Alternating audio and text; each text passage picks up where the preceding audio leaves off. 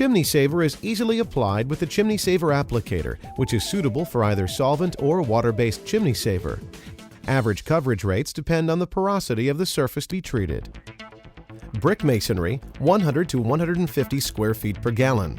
Concrete block, 50 to 75 square feet per gallon.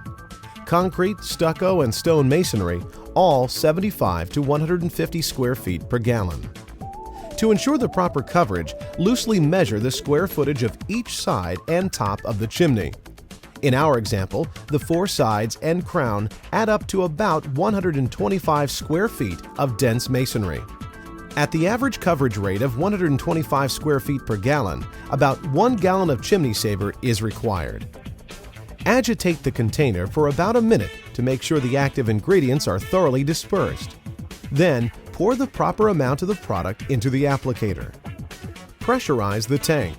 Then, adjust the nozzle tip to a coarse, straight stream. Be careful not to put too much pressure in the tank. This helps avoid overspray and bounce off onto adjacent surfaces. Cover the shingles and other non-target surfaces that might be susceptible to runoff or overspray. Treat from the bottom up, allowing the ChimneySaver to flood down 6 to 8 inches below the area just sprayed. This is important because the initial spray helps break the surface tension and allows the flood coat to penetrate. Hold the nozzle close to the chimney and at an angle that minimizes overspray and bounce off. After treating each side, and while it is still wet, agitate the surface with a soft bristle brush. This helps ensure even coverage and better penetration. Spray each side again until all the material needed to achieve the square footage coverage rate requirements has been absorbed into the masonry.